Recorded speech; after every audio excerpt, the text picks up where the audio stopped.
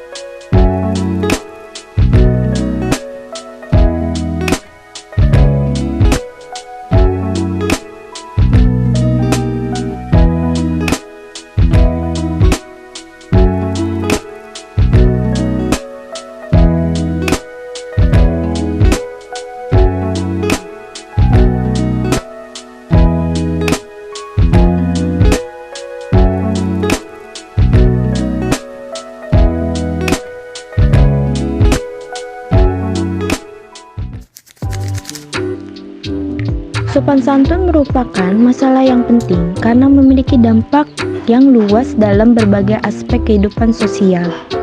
Sopan santun itu bukan hanya tentang kita yang ingin menunjukkan badan dan sikap, tetapi sopan santun ini lebih membangun value kita sebagai mahasiswa. Sopan santun juga menunjukkan cara mahasiswa menghargai orang lain, terutama orang yang lebih tua atau teman sebaya.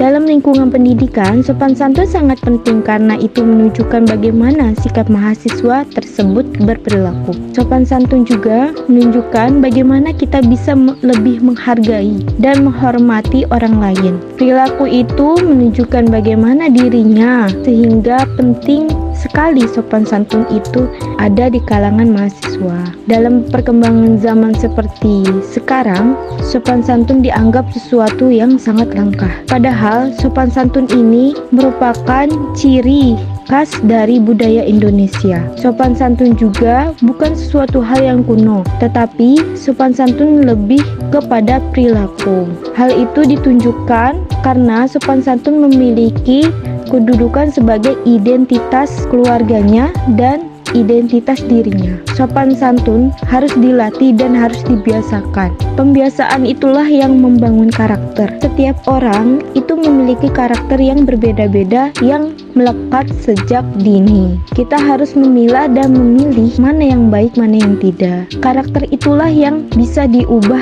seiring perkembangan kita. Tindakan kita harus berpedoman kepada norma kesopanan dan norma etika. Sebagai indikator yang harus dimiliki mahasiswa seperti ketika memiliki kepentingan terhadap dosen, mahasiswa supaya menghubungi dosen dengan sopan dan santun. Begitu pula dosen harus meresponnya dengan sopan dan santun.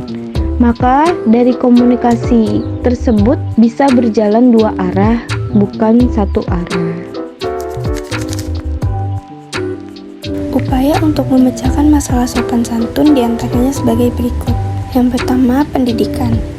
Dosen mengajarkan sopan santun di kelas, sehingga mahasiswa akan sadar akan pentingnya sopan santun. Yang kedua, pendidikan kewarganegaraan. Mahasiswa dapat belajar tentang sopan santun dan belajar untuk menjadi warga negara yang baik dengan belajar pendidikan kewarganegaraan. Yang ketiga, mengikuti kegiatan sosial. Dengan mengikuti berbagai kegiatan sosial, kita akan dihadapkan dengan individu-individu yang berbeda, termasuk dengan yang lebih tua. sehingga kita bisa belajar untuk menanamkan dan membudayakan sopan santun. Yang keempat, memiliki kesadaran. Berhasil atau tidaknya pendidikan akan bergantung pada kesadaran individu. Maka dari itu, individu harus memiliki kesadaran untuk mengimplementasikan budaya sopan santun. Yang kelima, kampanye di sosial media. Di era sekarang yang serba digital, memudahkan kita untuk melakukan aktivitas termasuk kampanye akan pentingnya sopan santun. Dengan berkembangnya teknologi, kita bisa menyebarkan informasi dengan instan dan dapat diakses oleh semua pengguna sosial media. Yang keenam, membuat peraturan. Pihak kampus dapat membuat peraturan khusus terkait sopan santun. Jika ada yang melanggar akan ditulis di sebuah buku atau secara digital di e-learning atau SIPT dengan memberikan poin dengan bobot yang disesuaikan dengan tingkat pelanggaran. Yang ketujuh, sertifikat sopan santun. Pihak kampus bisa memberikan persyaratan tambahan untuk sidang skripsi, yaitu sertifikat sopan santun, dengan melakukan seminar atau pelatihan tertentu yang dikhususkan seputar sopan santun. Upaya-upaya tersebut, jika diterapkan secara konsisten, dapat membantu meningkatkan kesadaran dan penerapan sopan santun di lingkungan kampus Universitas Buana Perjuangan Karawang. Nomor 1, pendidikan. Pendidikan merupakan aspek penting dalam pembelajaran. Salah satu bentuk upaya untuk menanamkan sopan santun pada mahasiswa Universitas Buana Perjuangan Karawang adalah dengan cara menyediakan mata kuliah khusus terkait dengan sopan santun, sehingga mahasiswa bisa lebih menyadari pentingnya sopan santun di lingkungan mahasiswa. Nomor 2, pendidikan kewarganegaraan. Pendidikan kewarganegaraan sudah menjadi salah satu mata kuliah yang terdapat di Universitas Buana Perjuangan Karawang. Akan tetapi, implementasi yang dilakukan masih belum sesuai dengan tujuan dari mata kuliah pendidikan kewarganegaraan. Nomor 3, mengikuti kegiatan sosial. Mengikuti kegiatan sosial bisa digunakan untuk menanamkan nilai sopan santun pada mahasiswa Universitas Buana Perjuangan Karawang. Nomor 4, memiliki kesadaran. Kesadaran menjadi salah satu aspek yang sangat penting untuk dimiliki oleh mahasiswa Universitas Buana Perjuangan Karawang. Dengan memiliki kesadaran, mahasiswa dapat meregulasi dirinya. Nomor 5, kampanye di media sosial.